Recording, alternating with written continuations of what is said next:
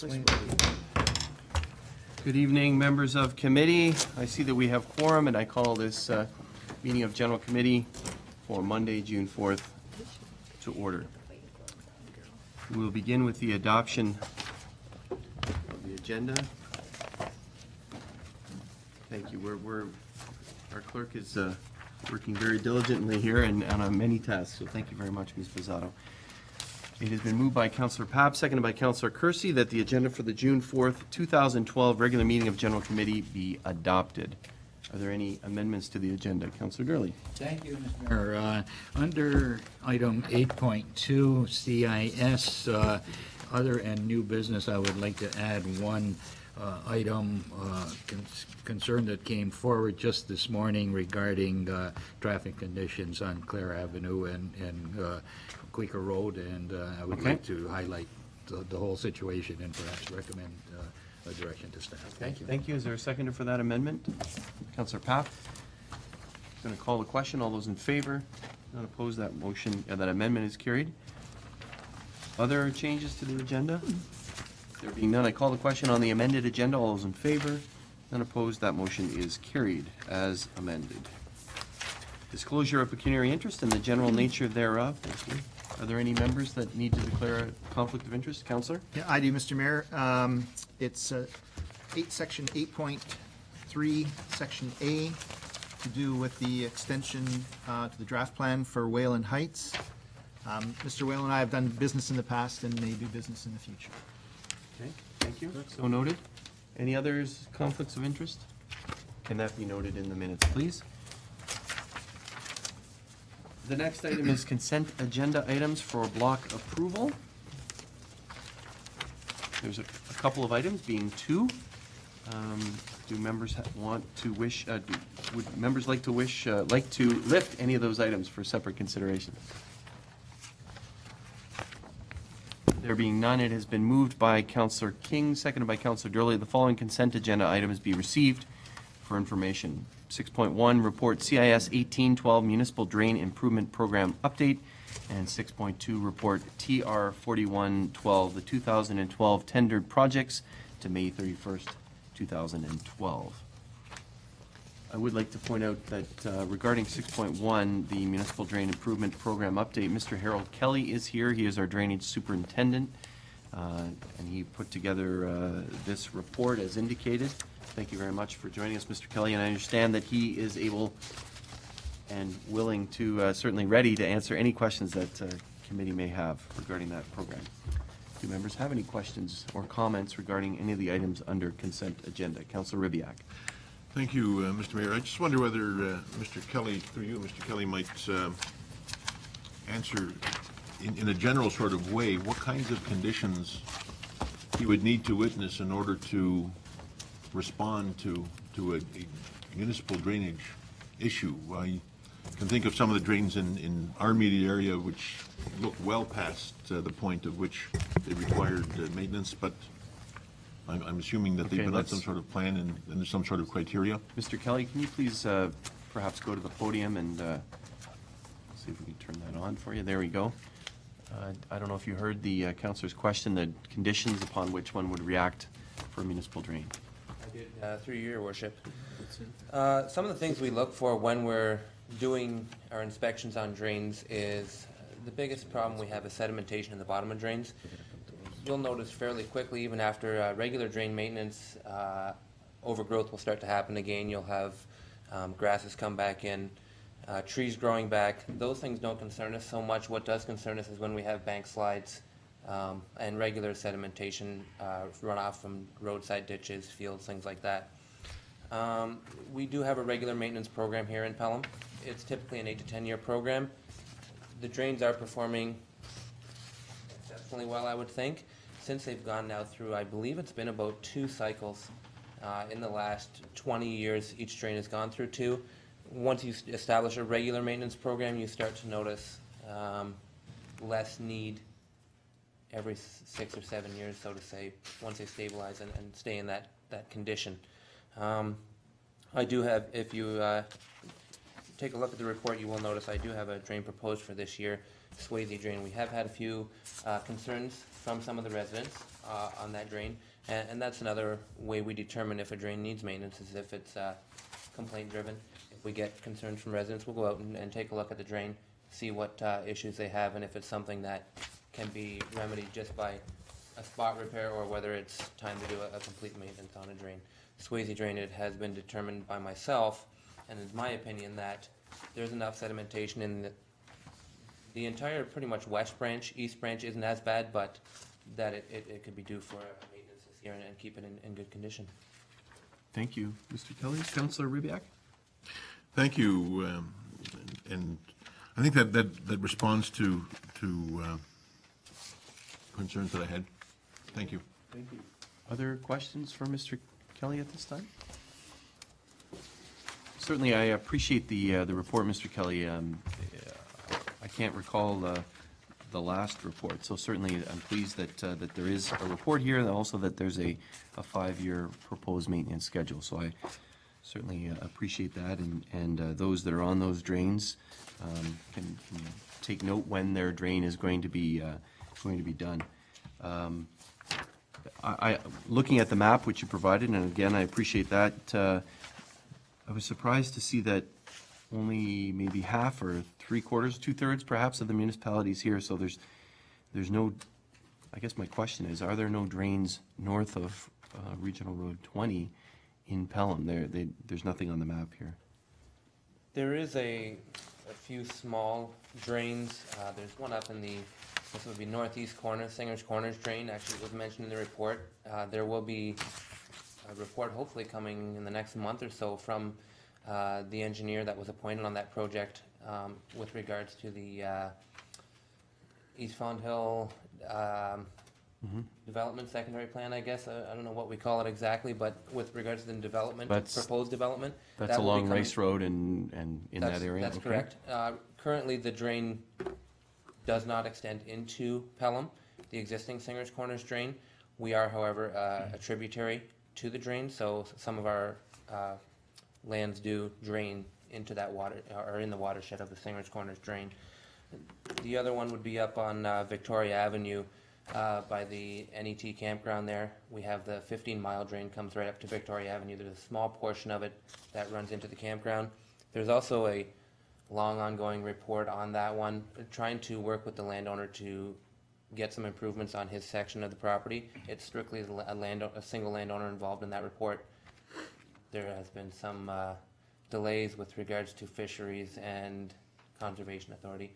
Those issues are being worked out, and who knows when that will come forward, but it's a pretty big project what that landowner is looking at undergoing there. So Okay. other than that, the north end of the municipality, really the topography is completely different than the south end. It's a lot more rolling terrain you'll see, and I guess it generally drains itself a lot better. There have been a few concerns that have been brought forward by landowners over the years. Typically, however, for us to do any kind of work or make it municipal drain, there needs to be a petition signed, and once landowners find that out, they seem to shy away from signing a petition and putting themselves, so to say, on the hook. All right. Thank you very much. Appreciate that answer. Other questions for Mr. Kelly? Oh, Councillor Kersey, go ahead. Thank you, Mr. Mayor. I just had a question with respect to costs. We have a 5-year projected timetable for work. Will that be coupled with a projected costing that would be allocated into our capital budget? Or? Through your worship, municipal drains are actually a cost recovery system. They're separate from municipal infrastructure. They don't come out of the general tax base. It's a user pay system. So every property on each drain in a watershed that's established in the engineer's report pays a portion of that maintenance cost. So an engineer has determined in each watershed what each property pays, and once the maintenance is done on that drain, those costs get entirely assessed back to the watershed until the property is contained in there. Now, is that done through as part of the tax levy? Or is that a separate billing? Is that a separate billing? Who can answer that? Mr. Kelly or Madam Treasurer? This is a separate billing that goes out. We have to bill at least every 5 years on the drains. I see. Okay. I remember being billed something like $5 for work on a drain, because that was the portion that my property was said to be covered by. So that's how it works. unless there's, I guess, Mr. Kelly, just to follow up on that, unless there's one property owner, as you indicated, then they would be on the hook, so to speak, for all of the costs. Is that correct? That's correct. Okay. Thank you. Counselor, anything further? No, I think that's fine. Okay, thank you. Others? All right, thank you very much, Mr. Kelly, for answering those questions. Anything else on the other item? Tendered projects? Thank you. I'm going to call the question. All those in favor? Any opposed? None. That motion is carried. Thank you again, Mr. Kelly, for that. Madam Treasurer, for that report. Our next item is business subdivisions, and we'll go into our first subdivision, which is corporate services, which is chaired by Councillor Gurley. Councillor.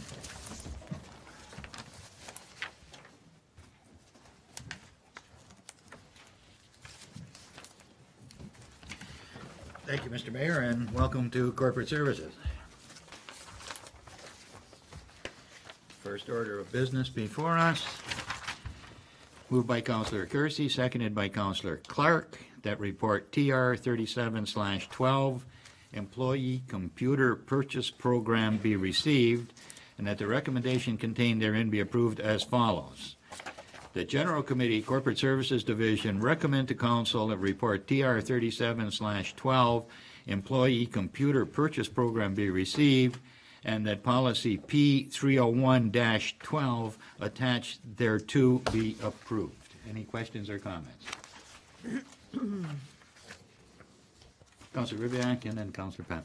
Thank you. Just for clarification, and I'm not sure that the answer isn't within the report, and don't know whether I just missed it, but as I understand the policy, employees are able to essentially borrow from the town over a period of a couple of years to repay their purchase, but it's 100% of the purchase that they ultimately pay, including interest on the charge, and that if there's any cost benefit, it's as a result of bulk purchasing by the town. Is that how? Through the, to the treasurer, just verification of that, yes? Thank you. Okay.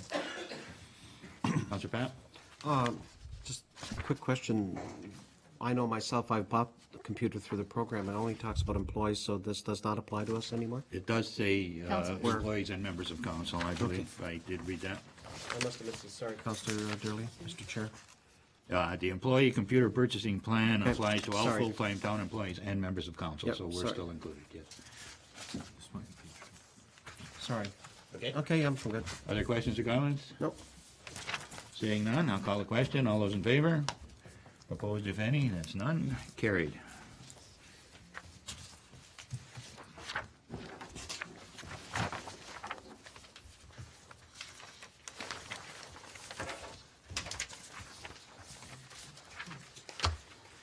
Moved by Councillor Clark, seconded by Councillor Papp, that report TR 38/12, professional training and development policy be received, and that the recommendation contained therein be approved as follows. That General Committee Corporate Services Division recommend to Council that report TR 38/12, professional training and development policy be received, and that policy P301/13 attached thereto be approved. Questions or comments? Councilor Papp. Mr. Chair, quickly through you to say, under section participation requiring leave of absence, I guess I may be faulted with putting on my hat as staff. Personally, I don't understand why it would require council approval for the leave of absence, why the CAO and/or the director would make those decisions themselves. Maybe someone could give me the rationalization for that. Through this to the treasurer or through to the CAO? Either one. I prefer not to have council approval, is what I'm saying, is that it's up to staff to make that decision. Mr. CAO, can you defer to the answer? treasurer, To the treasurer? The policy states that where it exceeds a period of 1 week, that recommendation from council would be approved. However, if council wishes to change that, then that's council's objective. That is the policy as it exists currently. That's right. Okay. I would strike that any leave of absence for the staff person be authorized and reviewed by the head of the department and/or the CAO were required. That's your responsibility. That's just my suggestion, but If we want to approve it, I think we're interfering into administrative areas that we don't need to be involved in. That's just my Right, two and cents. this is how the policy was written. That's the way it We're was just bringing written, it forward back, so if that, we can make that amendment and bring back a revised Well, policy. I'm not saying, I'm not putting on the heads of my members of council, but I just think that's something that you need to do yourselves, not us. Okay. Would you care to put that in a Do you form need of an amendment? I could do it as amendment, Mr. Chair, or simply as staff direction. I'm not sure, Madam Clerk. Staff could direct through you, Mr. Chair, staff could be directed to make that change, and then Bring it it would be back. made before the council meeting in 2 weeks. There are some other comments that I've received by email, just some minor corrections to Right. some wording and stuff that also will be brought forward for final approval as well. I don't know if the wording has to be around all amendments. Okay, so the motion is to receive the report and approve the attached policy. So in fact, should that be amended that we're As amended? as amended? Councilor Ribbiat. I wonder, Mr. Chair, whether we're talking about specifically this policy or whether we're talking about a leave of absence policy that ought to be reviewed in its entirety. Does such a leave of absence policy exist in our structure? Yes, there's leave of absence that's covered under the HR policies and with vacation and absence requests and so forth. That policy hasn't been brought forward yet, but it is coming. It is coming. Okay, can we wait until it comes and, and The whole of it. This is reference. pertaining to professional development only. Yes. So, Okay, the reference to this is, let's let staff do the administration and let's let us do the governance, right? And correct. that's the That's correct. motion or the idea behind the amendment. Okay, Councilor Ribbiat, you still look a little concerned there. Do you Yeah, have other that's my comments? constant state of being, Mr. Chair. I wouldn't be I too concerned about recognize that. that. So to understand, is the amendment to make this policy subject to the leave of absence policy? That is, leaves of absence given for educational purposes would be subject to the leave of absence policy? No, No. No? just because this is specific to professional training, other leaves of absence could be for any other reason. This is strictly for training. Thank you, Mr. Chair. I think I understand. Okay. Other questions or comments? Councilor Kirsty. I just want to have some clarity through you, Mr. Chair. This policy pertains to employees that are in our employ and would be upgrading their skills at the request of the town for the benefit of the town? Or how does this policy apply to an individual to whom the town makes an offer of employment who may not have full qualifications, but a conditional offer is made to them saying, we'll hire you conditional upon you completing X, Y, Z. This policy would not apply to that expense, would it, or would it? It depends on the offer of employment. It really does. I mean, if we're recruiting and you find that there's only one candidate that is fully qualified and you make that concession that the courses will be underwritten by the town in the offer, that's something that would be following this policy. However, typically this policy is to deal with the staff that exist at the town that are, once they're hired, there's a commitment to have them upgrade skills in your department, or they've come to us and to directors and made a request for a course that is relevant, and they received the maximum of up to $300 for that course. So there's two different components in here. Directors are asking them to do the schooling, or they're coming to us, and that has to be approved in a formal process on being relevant to further their skills in the work that they do. So this policy pertains to those who are full-time employees and not to those that would have condition of employment coming in. So those, I believe, would be taking on a one-off basis type thing if that does come through, and that would be conditional CAO. and probably rare, but if in fact it needs to be, it'll be on a one-off basis. Thank you. Okay, thank you. Other questions or comments? Okay, so as amended, the wording will be changed before it comes back to council in 2 weeks, and we will look at the fine-tooth comb, as was mentioned at our last meeting, that will clear up any discrepancies or any questions or concerns, right? So I'll call a question as amended. All those in favor? Opposed, if any? That carries.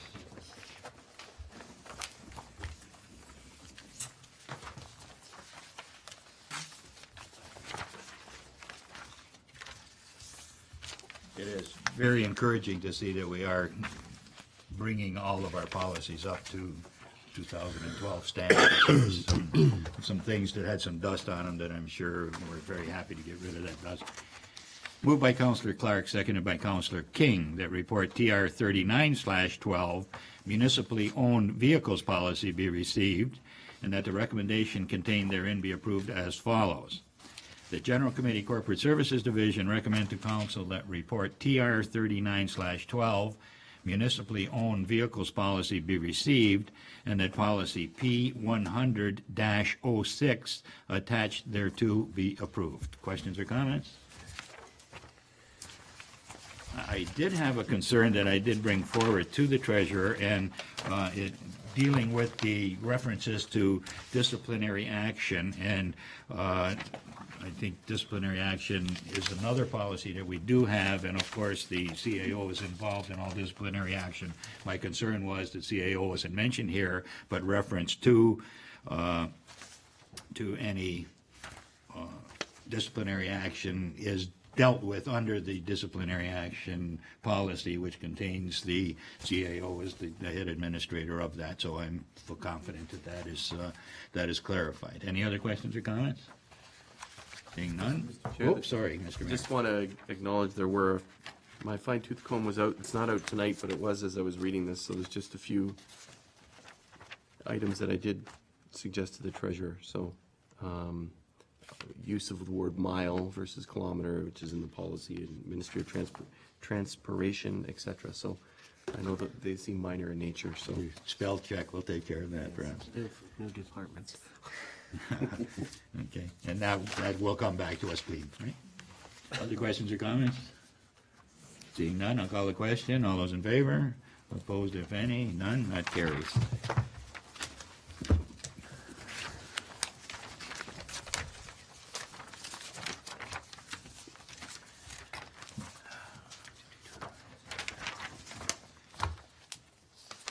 Moved by Councillor Papp, seconded by Councillor Accursi, that report TR 40/12 legal fees variance reporting be received, and that the recommendation contained therein be approved as follows.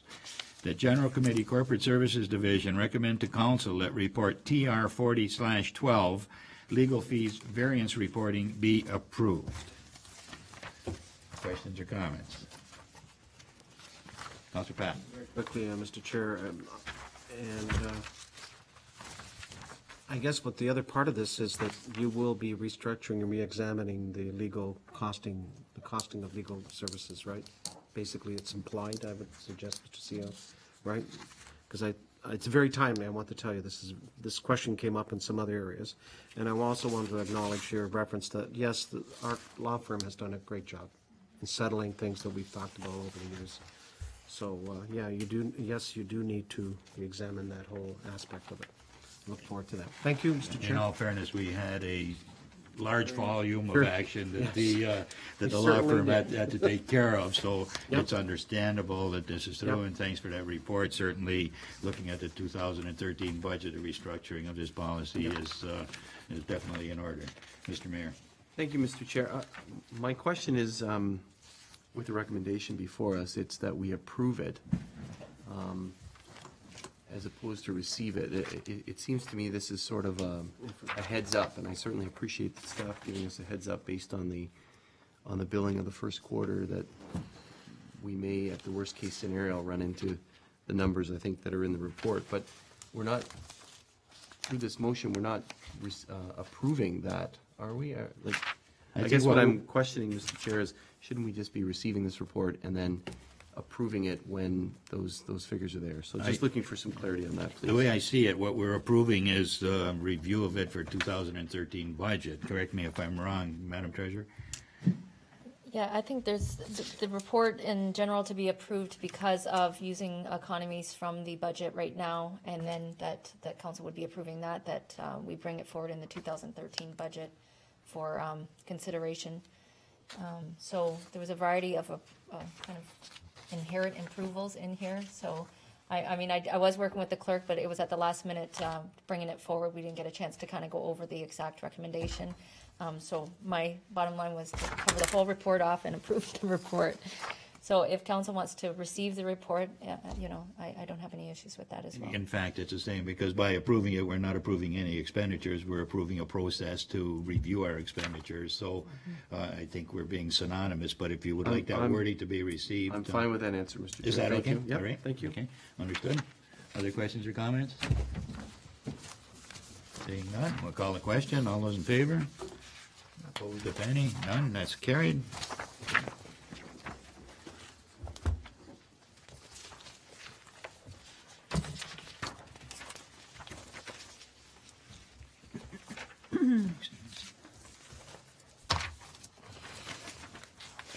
Moved by Councillor Kersey, seconded by Councillor Papp, that report TR 27/12 grant application policy be received, and that the recommendation contained therein be approved as follows. The General Committee, Corporate Services Division, recommend to Council that report TR 27/12 grant application policy be received for information, and that policy 300-02 grant application policy be approved. Questions or comments? Mr. Chair. The wording. Well, just when I reflect on some of the grants, we've certainly been very successful with the federal and provincial partners with incentive grant programs, but we've also had some success recently with the region, with another municipal government, and the $100,000 for downtown Fawn Hill reconstruction, some money to redo the official plan, et cetera. So, or actually the downtown beautification guidelines, there was some joint funding for that from the region. So I would just ask that we include something in here about other municipal governments into the policy, so that it's not just for federal and provincial incentive grants, but other municipal governments. Consider that a friendly amendment, and the wording to be cleaned up for it to come back to council, Madam Treasurer. Exactly. The comments were brought to us earlier this week, and the policy has already been changed. Thank you. Councillor Kersey. I'd like to suggest also that perhaps we include a line that would state reviewed by. This would in fact force a review of the grant and the success of the grant and the conditions that are attached to the grant, so that we enforce a second set of eyes looking at it, because we have had problems whereby at the 11th hour it was realized that there were certain things within the grant documents that we were unaware of. So I think adding that would force the issue. And also, I would also like a section added here, if possible, where there are limitations or restrictions attached to a grant, that those limitations and restrictions be noted on the grant award form for all to see, so that it becomes very obvious as we review that and receive the funds that we know what we're dealing with in a very simple way. Madam Treasurer, is that? You're talking about the actual form? Yeah. When they're completing the form. That's no problem. We can add that in. Perhaps, Councillor Kersey, between now and the next council meeting, you can work with the treasurer to get the wording that you would like there, and I'm sure you could agree on that. Be happy to do that, Mr. Chair. Okay, thank you. Other questions or comments? Seeing none, I'll call the question. All those in favor? Opposed, if any? None, that carries.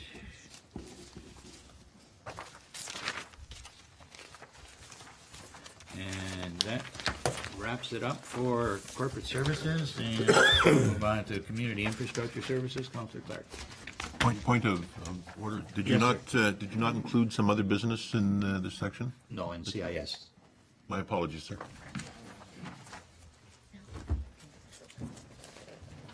Thank you, Councillor Gurley. Okay, welcome to Community and Infrastructure Services. Moved by Councillor Durley, seconded by Councillor Ribbiak. That report CIS-17/12 Harold Black Park Security Enhancements be received, and that the recommendation contained therein be approved as follows.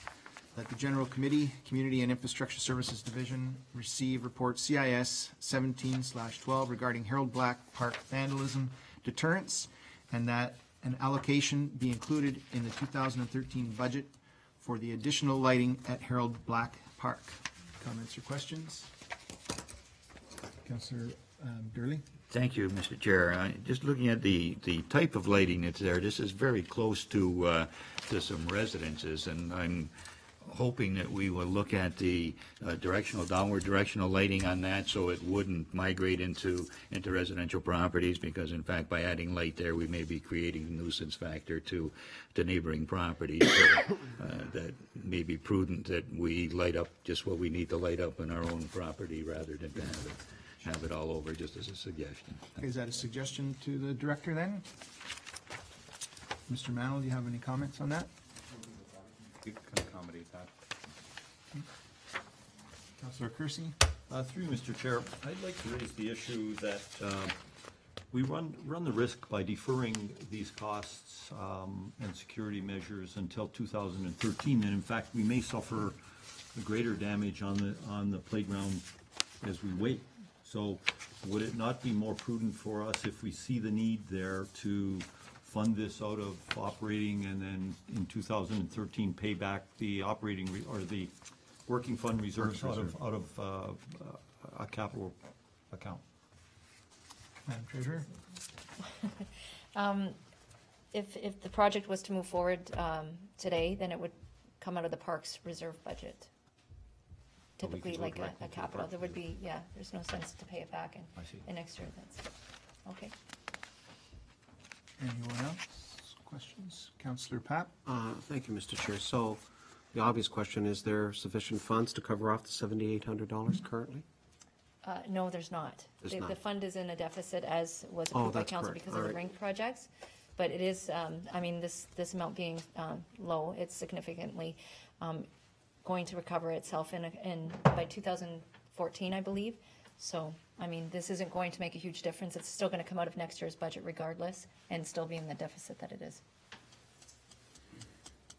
Mr. Mayor?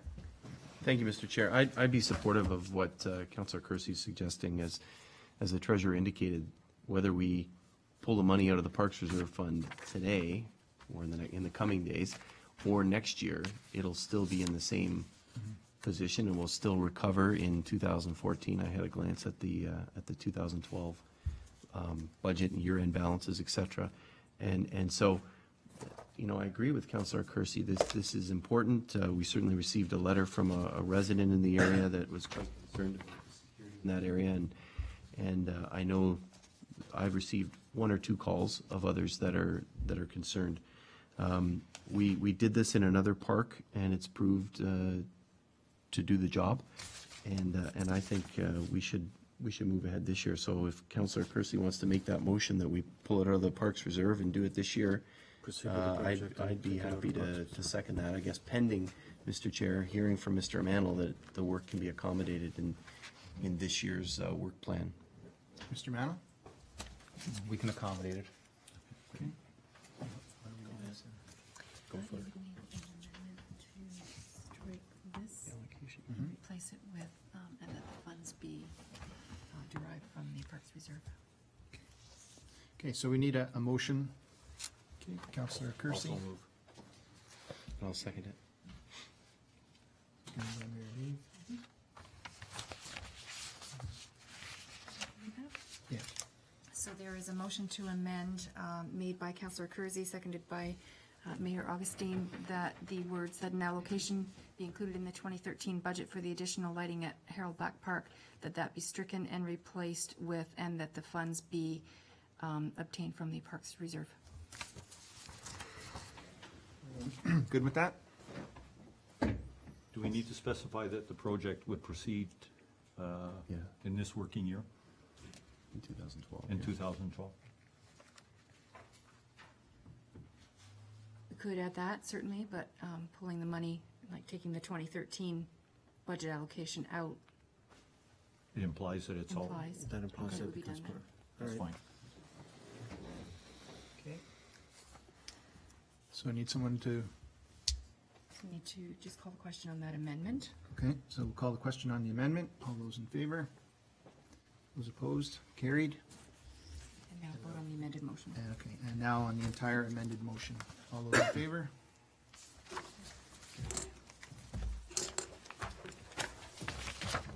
Okay. That concludes community and infrastructure.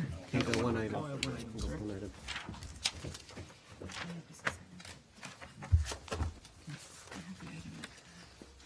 All right.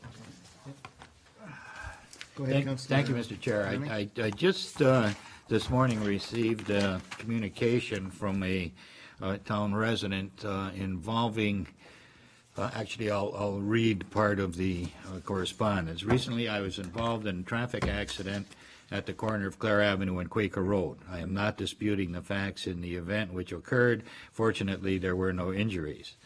As you are no doubt aware, this is the only major intersection on Quaker Welland roads between Niagara Street and Effingham Road which does not have either a traffic light or a four-way stop, three-way at Welland and Haste, of course. After talking to the owner of the Country Corner Market, I was made aware that there are approximately 4 or 5 accidents at this intersection each year. I have no knowledge of the severity of these accidents. There are many driveways accessing Country Corner. At this intersection, I find this area is one of the busiest intersections between Niagara and Pelham roads. This business draws increasing traffic due to its reputation as a farm market. To make a long story short, there is a situation there, and actually I visited the Country Corner Market as police were investigating a collision, and I said to Rick, there's one out there, he says, one a month. So that's a little more than what's indicated here. That indicates to me that there is a problem there as far as traffic, and it is very busy, especially if you go by there on a Saturday or a Sunday. It's just very, very busy. I'm suggesting that perhaps we can direct staff to do a study on the possibility of putting the other 2 stops at Quaker Road, so that it would become a 4-way stop, and that may calm some traffic down, or at least actually eliminate some collisions. If people are aware of a stop, there may be a whole different story. I'm not sure. There are warrants, I believe, that need to be met, and I'm sure traffic count would be definitely meet the warrant. However, there may be other concerns of the Highway Traffic Act and so on, but I would like to direct staff, if possible, to investigate this and come back with a report as to the possibility and advantages that a 4-way stop at this intersection may create. Thank you, Mr. Chair. Do we need a motion? You want to make a motion? I asked for staff direction for that. Do we require a motion? It is a new item, so I would suggest through you, Mr. Okay, Chair. I would like to move that staff be directed to investigate the possibilities of a 4-way stop at the corner of Clare Avenue and Quaker, Clare Avenue and Quaker Road. Do I have a seconder? Councillor Papp? Any further comments or questions? Mr. Mayor? I guess hopefully it's inherent in the motion. I certainly appreciate the councillor bringing it forward. Hopefully it's inherent that, what was that quote by somebody, a 4-way stop if necessary, but not necessarily a 4-way stop, that kind of idea, that it may be something else that could be done in that intersection. So I think the motion is broad enough, Mr. Chair, that it does not preclude us from looking at alternatives other than just simply a 4-way stop. So I will support it in that way, that we can look at it with an open mind as opposed to a specific 4-way stop and 4-way stop only. 4-way stop or other means, measures. means to eliminate danger.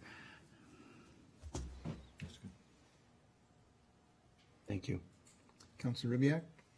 Thank you, Mr. Chair. Just want to voice a hope that any study of this will be done in a timely way, and that the conclusion of a study would be brought to us relatively soon. I can recall that it was rather a large number of months ago that we talked about a stop sign on the corners of Sawmill and I think it was Center, and we've not heard anything with respect to that, and I think it's been probably, well, a year.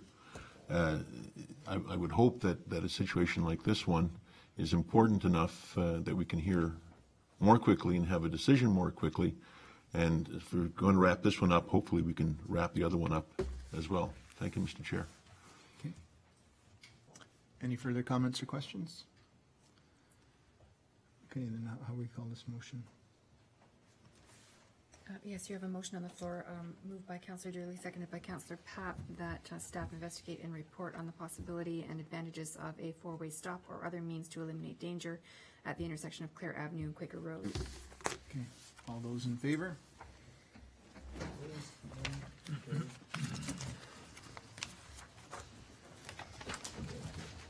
That concludes community infrastructure. Welcome, Councillor Papp.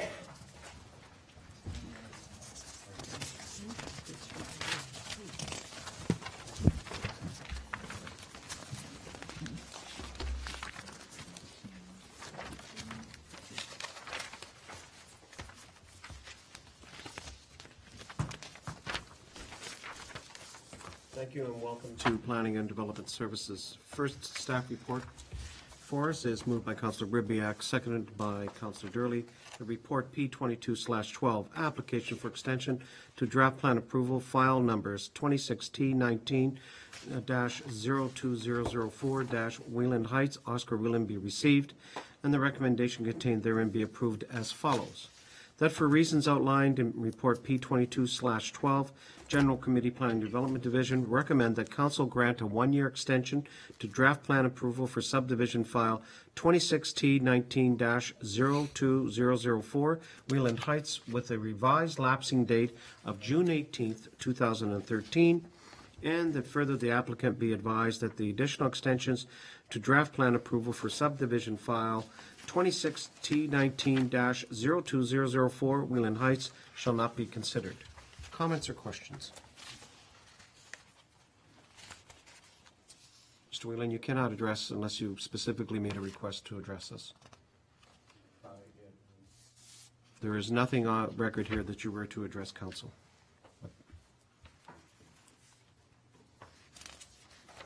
There's some items that I'd like to share with council. That, unfortunately, Mr. Whelan, you have to do, there's a formal process by which you apply to address council. So unless someone knows something that I don't know, I'm not aware of you addressing council tonight.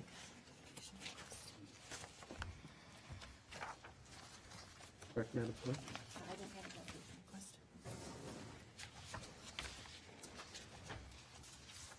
Unless it's the discretion of council. The other option is we could just defer. I think it's either that or we defer this, and Mr. Whelan, you come back with a delegation request, and we can walk through those items then. But I need a motion to defer. Is there a delegation request? I don't think there No, is. I don't have one. Madam Clerk? You could deal with it unless he prefers to make a presentation. Or you could suspend the rules.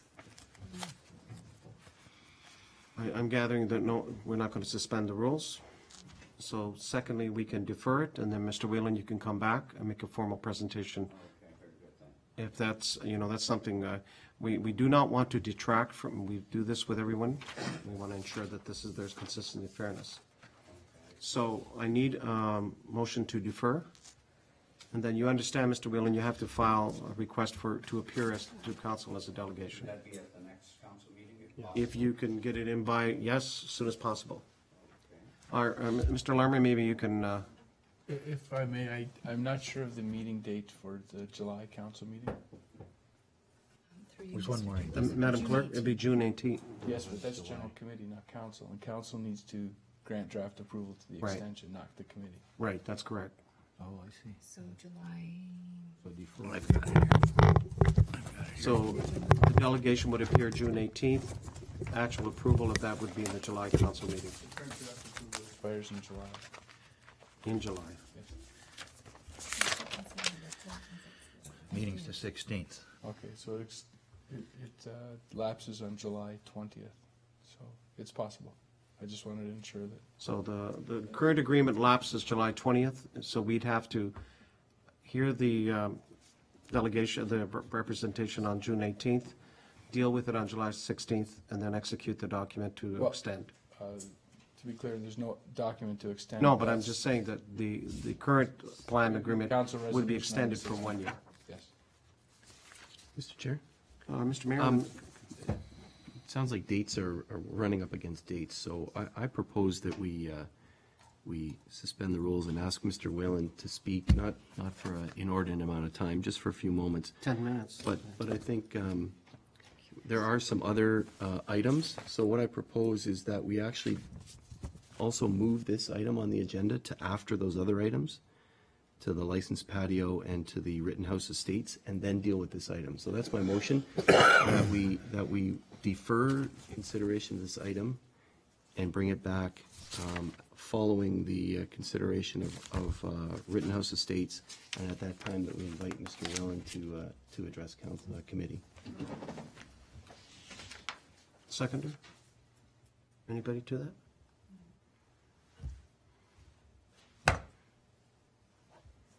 Would another option, Mr. Chair, be that we have Mr. Whelan appear at council, and we deal with it forthwith at council? On June 18th? Yep. That's right. Mr. Larmer, It's not actually required. If Mr. Wayland attends the June 18th general committee meeting, it would go to council on July 16th. So there's nothing, it's 4 days difference between the lapsing date and the council date, so there's no real issue. Could be the day of, so it's fine.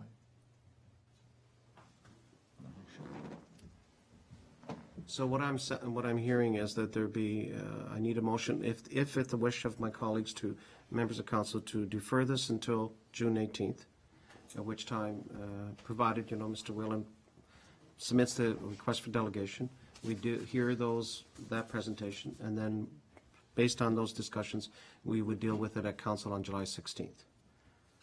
Is that the wishes of this? Point of order, Mr. Chair, that there is a motion on the floor to defer until later on in the meeting and invite Mr. Whalen to speak. No one seconded that. There was no second. No, I didn't say. Oh, I'm sorry. Forgive me. Mr. Mayor, Forgive me. yeah, I thought. it's not a problem, Mr. Mayor. No, nobody seconded that motion, Okay. yeah. I know there was no one to Okay, second that. thank you.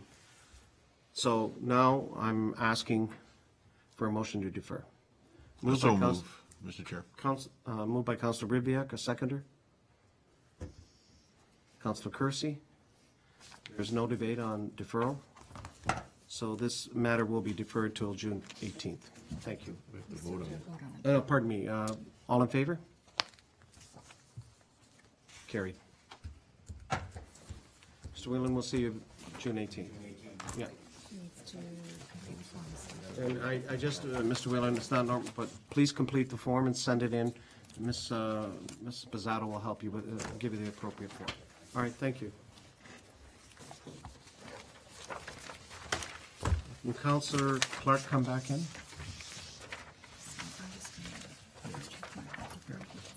Yep.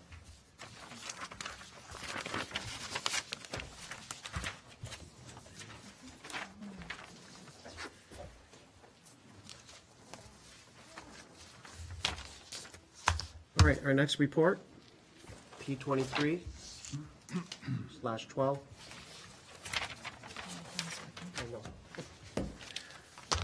Moved by Councilor Ribbiak, seconded by Councilor Durley. Their report, P23/12, request to operate a licensed outdoor patio and cafe on Main, 1455 Town Street be received, and that the recommendation contained therein be approved as follows. The General Committee Planning and Development Division recommend the council receive report P23/12 regarding the Cafe on Main's request to operate a licensed outdoor patio at 1455 Pelham Street, and further, the council directs staff to prepare a policy and guidelines for the introduction of outdoor patios on public property. Comments or questions? Mr. Chair, I'm somewhat concerned and baffled by this report in that, and I must say that I do understand where staff is coming from this, on this. I did some homework on Google, you know, the ever-present Google, and a lot of municipalities, in fact, do have written policies and procedures in place. But, Mr. Chair, we do have at least one business who is chomping at the bit to get their patio up and running.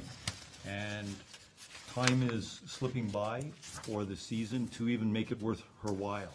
My fear is that if we go through a process whereby we wait for the development of a policy and procedure guideline for this, that in fact we may lose this opportunity and the business owner may lose this opportunity.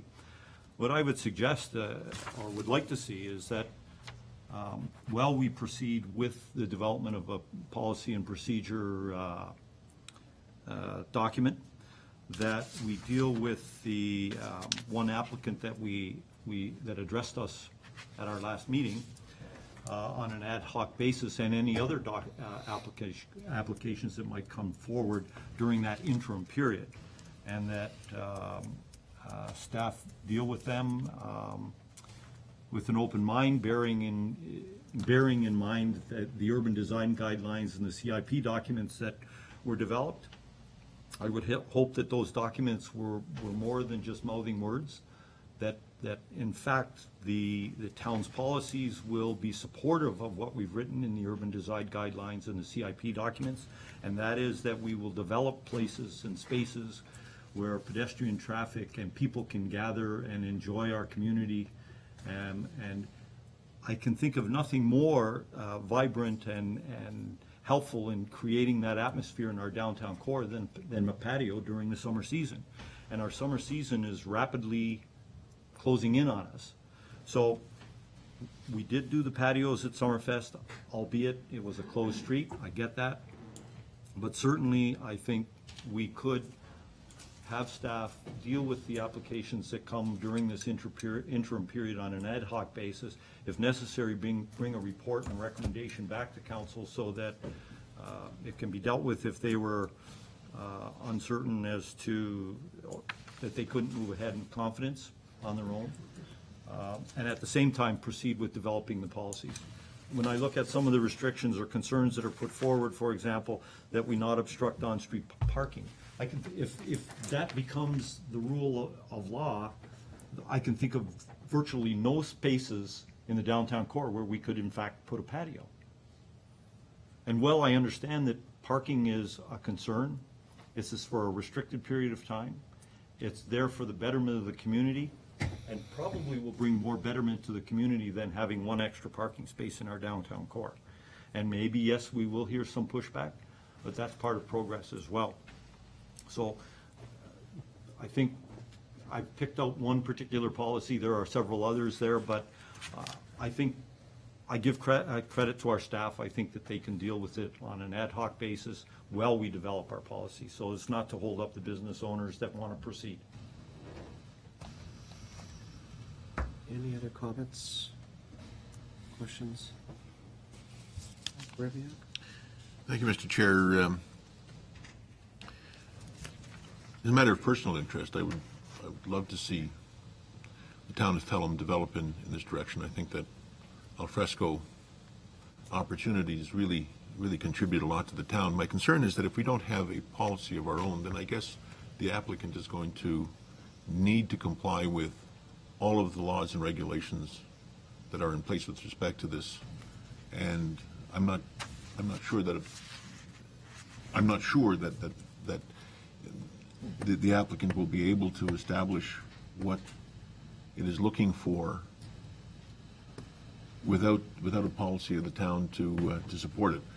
That's a concern that I have as opposed to any kind of firm position, because I don't know whether the applicant will be able to establish what they want within the parameters of existing law. But it seems to me that without a policy, that's going to be a hurdle. Councilor Kersey, anybody else for the first time? Councilor Cruz, all right, Mr. Mayor, go right ahead. I'll go after. You want to go? I'll go after Councilor Okay, Cruz.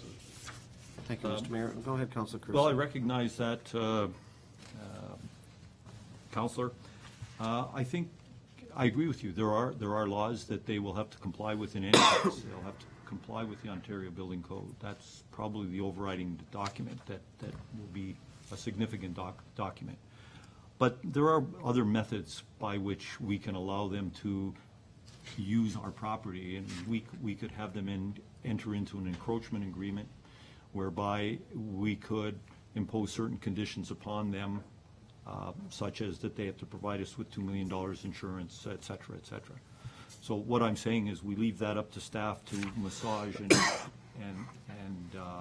come up with an encroachment agreement that works and allows the process to go forward. And in fact, after we do that, we may be quite satisfied to sit back for this summer, and those patios that have rolled out and are proceeding under an encroachment agreement, we may be able to learn something from them that we can incorporate into our policy going forward. So to me, many other municipalities have policies and procedures that we could draw down on. Our community is different than every other community, just as Collingwood is different than Barrie, and Barrie is different from Midland and what have you. So our learning experience, our needs may be slightly different than all of those.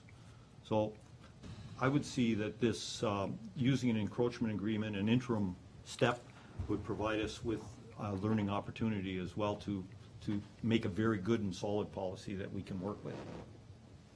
Thank you, Mr. Mayor. Thank you very much, Mr. Chair. I think what Councillor Kersey is suggesting makes a lot of sense. This isn't a perfect world. We're not, maybe we should have been talking about this when the snow was flying, not that we had a lot of snow, not like they did in Grand Cache, but we should have been maybe talking about this months ago, but we're not, we're here.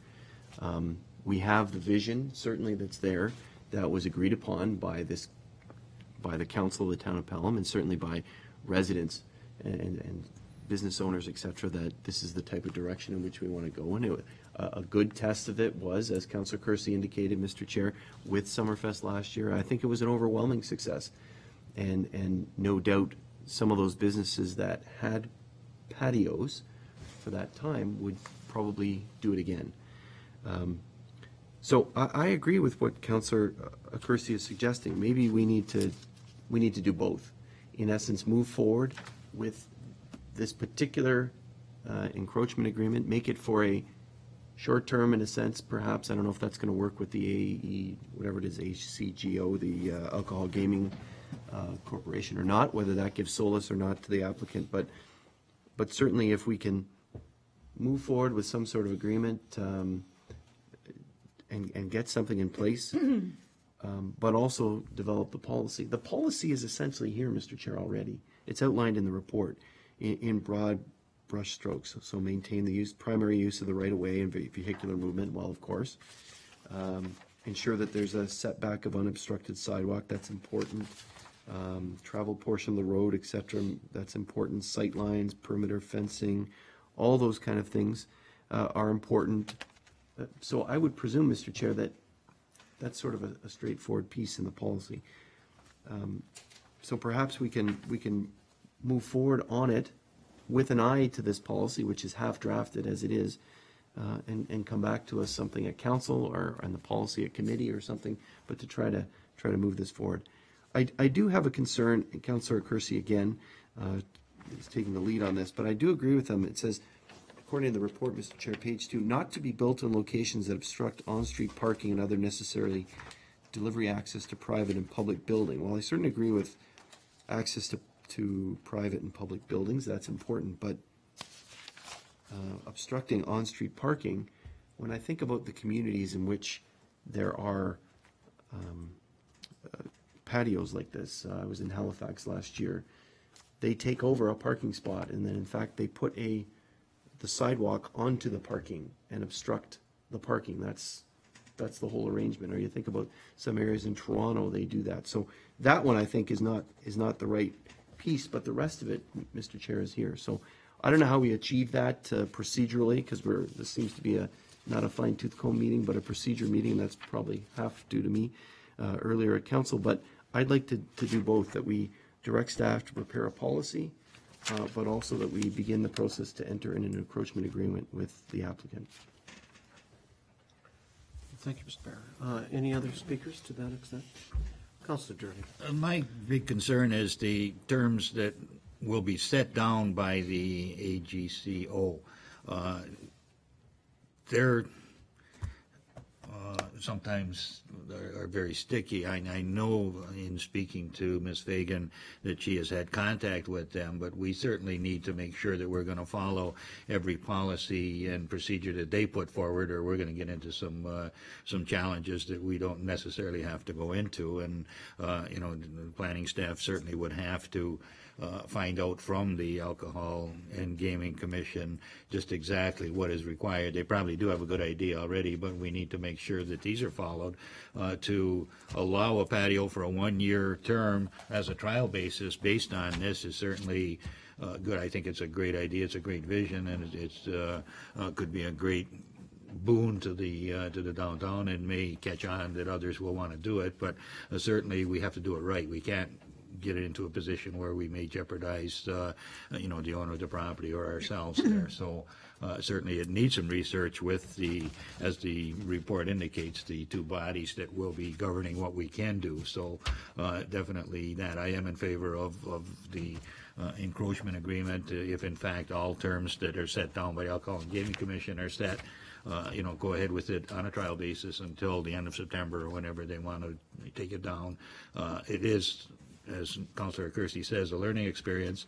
The successes of that could form the basis or the foundation for an excellent policy that we can put in place. So I'm in favor of that, but definitely we have to make sure that we cross all the T's and dot all the I's from the bodies that will govern in the long run. That I think is imperative. Thank you.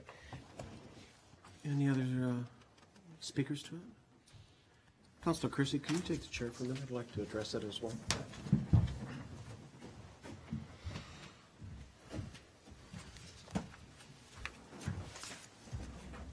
Thank you, Councilor Kersey. I think what I'm hearing here is something that, and as well in my discussions with the applicant, also members of council, that what we're doing is two things. One is we have to develop a policy and guideline because we want to continue to enhance and build upon what we started not only here, but will probably occur downtown Fenwick at some given point. And I agree. You've heard me say this before. We always got to be careful about liability and exposure to ourselves. We don't do things that are considered ultra vires, and people challenge us on that. I don't think this is one of those.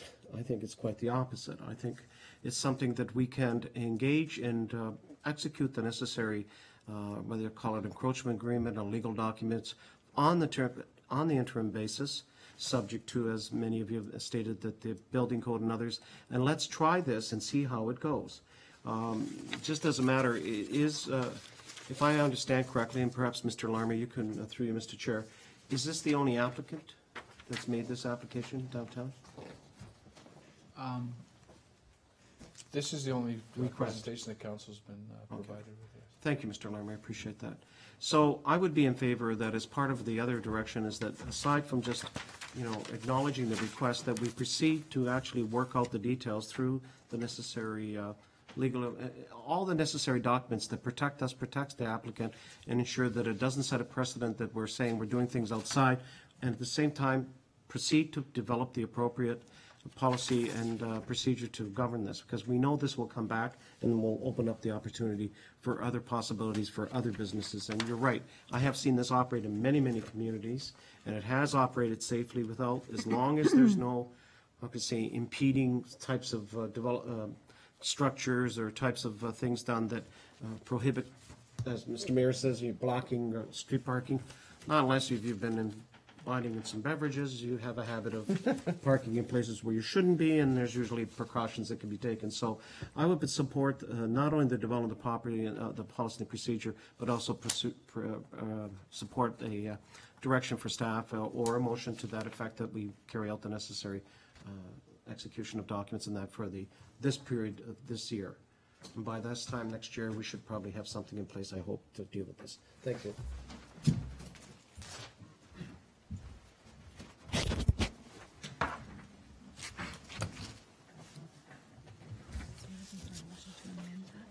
So what I'm looking for, and thank you, Madam Clerk, is exactly, you read my mind, is we're looking for a motion to amend these two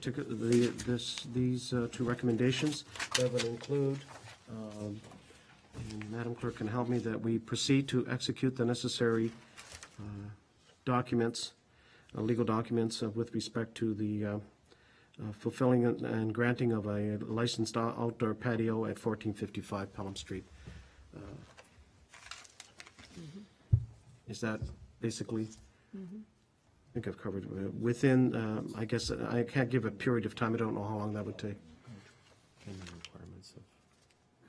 Basically, that's what I'm hearing. Yeah. Is that correct, councillors? I think that's fine. All right. Need a mover and a seconder for that. We need a mover and a seconder. Moved by Councillor Kersey, seconded by Mr. Mayor. Councillor King, sorry, Mr. Councillor King, seconded, moved by Councillor Kersey. So basically, the amendment would read that we proceed to execute the necessary documents and those provisions needed to carry out and approve the operation of an outdoor licensed patio at 1455 Pelham Street. All in agree? Any further? Go ahead, Mr. Mayor. Mr. Chair, just to this amendment, so it's an encroachment agreement, I guess, that we're Well, going whatever to you're gonna be be negotiating, and Councilor Durley raised a good point about the building code and the. Compliance with the. So that's all in this be building included. code, Yeah. insurance, et cetera, right? Right. Requirements of the AGCO, OBC. Yeah. That's correct, Mr. Mayor. In compliance with all other legal binding requirements under the Building Code and Gaming and Alcohol Commission. Any further comment? Councillor Brebiak. Thank you, Mr. Chair. Just a question with respect to how this is going to flow. We're passing this motion today, I presume. It's going to come to council at our next meeting. I'm wondering, I guess, whether work on this will be started between now and then. If so, approved, Mr. CAO and Mr. We'll commence the groundwork for this immediately, and we'll present back to council On the 18th? On the 18th.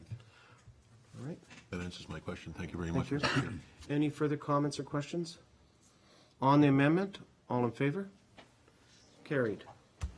On the motion as amended, any further comments on that? Do you want me to read it out again? But all in favor? Opposed? Carried. Thank you, members of council. And we look forward, Mr. CEO, to the report back.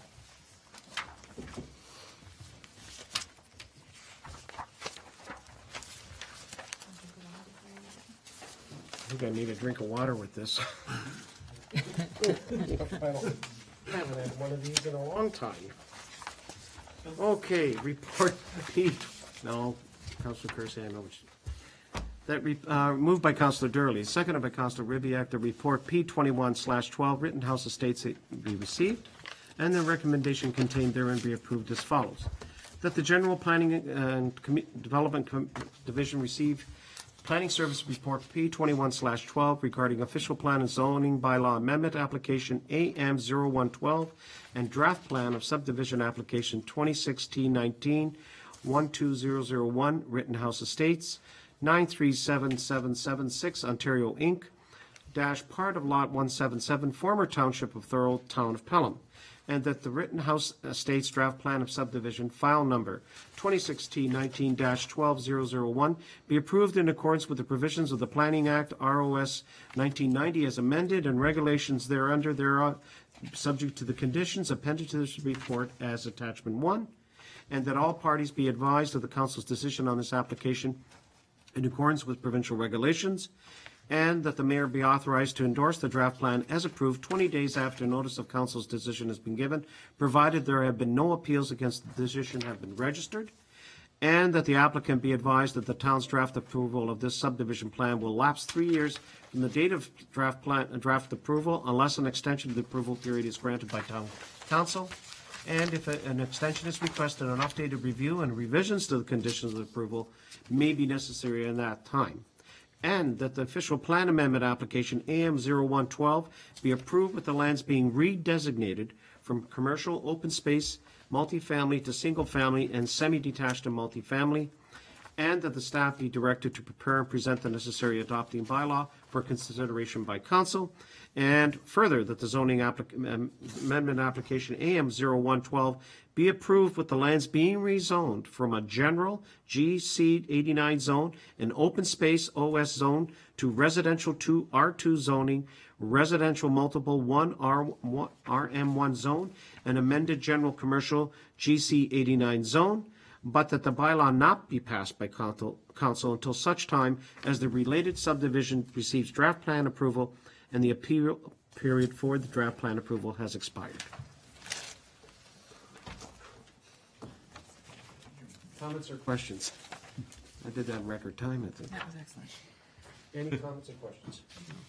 Hearing none? Oh, Mr. Mayor. Mr. Chair, very pleased to see this moving forward. This is a piece of property that's been, I guess, shouldn't use an agricultural term in the urban boundary, but fallow. Hasn't been used. It constructively for the last number of years. It's been sort of one of those properties that you might drive by on Pelham Street and say, what is ever going to happen with that? Well, this is a great proposal that's being put forward to use this property in a very appropriate way for services that are required in our community, but also to help with filling in some of the areas in the lot 177, which I know has a huge history in the town. It's taken many years to develop, and this appears to be the next logical piece that will help with that development. There are some concerns, Mr. Chair, that are outlined. We received at the public meeting in terms of access and traffic, especially in that enclosed, I'll call it, subdivision area. But this ultimately will help relieve some of that as development progresses to the north. And I certainly hope that it will soon, and I think there's some movement in that direction. The other that was mentioned, Mr. Chair, was a park. I know we heard that in other areas as well. Staff had indicated in the report that a park is to be included in the next northerly piece. I think it's drawn in here in sort of a draft area. That's something else that members of that particular part of the community have been calling for. They can access another park in the meantime, but it will certainly help with that. So very supportive of this, Mr. Chair, for all the reasons I've stated. Thank you. Thank you, Mr. Mayor. Any other comments or further questions? Councilor Gerald. Thank you, Mr. Chair. Through you to perhaps Mr. Larmer. I know at the public meetings there was a great deal of concern surfaced regarding the proposed three-story building and that faces on Pelham Street. What, if any, consideration was given to that?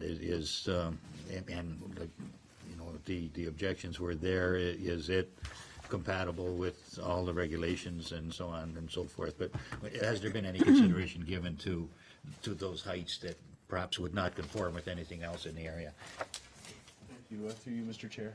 The current zoning has a good amount of flexibility in it, so that if this application wasn't in front of us, there could be a commercial building that's 10.5 meters constructed much further into the property, so in closer proximity to the dwellings to both the south and to the east. So we had to take into consideration what potential is there right now. So a building of 3 stories in height could be constructed right now. It could have balconies on it, and it would be office space instead of residential. So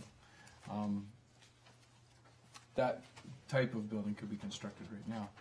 When we look at the opportunity that this proposal represents, the building is going to be closer out to Pelham Street, so to be further removed from the existing dwellings and from those proposed.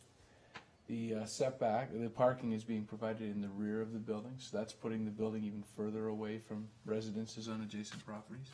So that the thing that you typically encounter is a complaint of overlook. So who is using the apartments, balconies, and looking out into the residences in the back? A couple of things.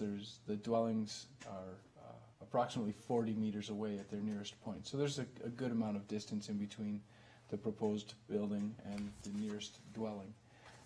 There's a planting strip that's required along the property boundary, and while it wouldn't provide immediate buffer, over time the trees would grow and shield the single detached dwellings from proposed commercial. So we've considered the impact of the development in that way. Thank you. One further Right question ahead, through Councilor you, Mr. Chair. Reading about it's in the Draper Creek Basin, and has there been an environmental assessment regarding what any more surface water flowing would be? I've heard over the past couple of years a lot of concerns from agricultural community in Sumbler and Chandler Road that the water is not flowing the way it should, and there is an extra volume of water ever since Woodstream Estates and Cooper's Court and these things were built, that there is an increased flow that is going there and not really hitting Draper's Creek the way it should be. It's causing some problems there. Is there a relationship to the extra volume of water from this development that could be impacting down there, and if so, would this add to it? Well, as described in the report, the Drapers Creek facility that's at the rear of Harold Black Park was designed for the ultimate development of Lot 177 secondary plan. So right out to the north at Merritt Street, or one tier of lots in from Merritt Street. So there will be impact. The water will be getting there more quickly, but the post-development flow shouldn't be any greater than the pre-development flow. So the same volume of water will be in that facility, but it's probably getting there a little more quickly. Okay. If there's an issue, that would be news to me. I'm not aware of any issues. Perhaps Mr. Mantle is. I'm not certain. Mr. Mantle is well aware of one in particular, and so am I. But, and this is, they're saying coincidentally, as the development increased in the area of Lot 177, the impacts increased in those areas down there as well. And if there is a relationship, is there anything that can be done? If there is no relationship, then, that's what's just happening. So, these are concerns that have been brought up, and they're saying, like, coincidentally, you built more development there. Coincidentally, I have more problems on my property. So, I'm just wondering if there could be a connection, and if there is a connection, could there be some kind of a resolution? I'm not familiar with the exact implications. Perhaps. All I can say is that the town built this facility in the late '80s, expecting that development was we'd be out of it. We're not out of it, and we're not likely to be out of it in the next, well, hopefully inside of the next decade we're out of it, and have recovered the costs that the town expended three decades prior. With respect to the operation of the facility, Mr. Mantle, I'm sure, is investigating that as the need arises. So. Mr. Mantle, would you want to respond, or do you want to? I can provide some comments. Mr. Larmer is correct in that detention pond was designed and constructed in I think it was the early '80s, and it was established. The town paid for it and collects revenues as each development comes on board from Lot 177. I'm not aware of any issues with the pond. We inspect it on an annual basis, and it's the largest detention pond the town has. So it's a good size. You can wander around through it, and it's partially wooded, overgrown with bulrushes, that sort of thing. So it seems to be functioning. It has a low flow channel which seems to operate, and there's been no maintenance efforts required. Thank you, Mr. Mantle. Okay. Councilor Durley? Just for clarity, the situation is not centered around the pond behind Harold Black Park. It is the properties between there and Drapers Creek where it flows over some agricultural land. That is the concerns that have been brought forward to me, and you're fully aware of at least one of the situations, Mr. Mantle, because you've been definitely involved in trying to correct some of the problems that may be there. So I'm just, So I'm just wondering, is there a connection there, and if so, is there something that we can endeavor to do to that? It may not concern this development per se, but it overall, this may add to some of the problems. I just want to bring that up so that we can give it attention, because I don't think that's going to go away. All right. Thank you, Councilor Durley. And duly noted by staff as now I have a good idea what Councilor Durley is referring to. So we'll examine that as the time moves along with the agreement itself. Any further questions or comments with regard to this? Councilor Kersey? Through you, Mr. Chair. Perhaps to Mr. Larmer. You've addressed the buffering to the rear of the property. I wondered what measures, if any, are going to be in place on the southerly limit, because it abuts on a residential component. To the north, it's on a commercial component. It's less critical, but on the residential component, I wondered what measures could be put in place so that it's not imposing on that residence that's to the south. Well, a couple of things. There's, firstly, in terms of spatial separation, there's a 3-meter planting strip, a driveway aisle to the rear yard. That's approximately 20 feet, so another 6 meters. And then there's entrance facility to the building. So there is some space in between the property line and the use. One of the issues is that property's been used for decades for commercial uses, and it's been vastly improved since just with the demolition of the previous building, which was in closer proximity to the dwelling that lies to the south.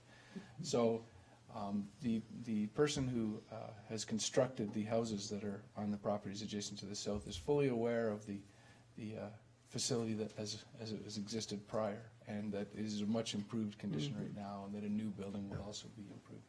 So the town will take its efforts, our staff will take its efforts through the site plan process of providing fencing and landscaping as it's required. So there will be that buffer as well as in the rear. But the building will be closer to the residence that's located to the south. There won't be balconies on that side either. I presume through the process that we'd also address outside lighting and have it lit in such a way that there wouldn't be light contamination of the adjacent properties and all that sort of stuff as well. Thank you, Mr. Chair. In all of our site plan applications, we have a clause in the agreement that requires that the light be constrained to the property that it's lighting. There are issues that come up, and council has heard them, I'm sure, where we end up having to go back and talk to the developer about installing shields or modifying the light structure in some way to ensure that that doesn't happen. But we have the security in place through the site plan agreement to ensure that that doesn't happen. Anything else? Councilor Kersey? Only to comment that I think this will be a great development. I think it's going to fill a hole there and enhance our community. So, bravo for Mr. Hassani. Good. Any further comments or questions? All in favor? Carried unanimously. Thank you.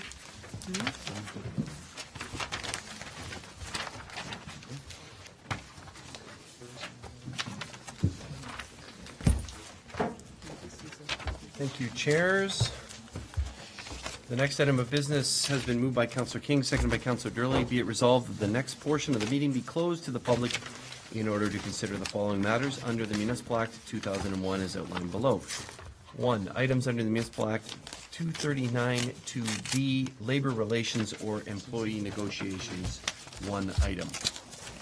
Call the question. All those in favor? Any opposed? None. That motion is carried.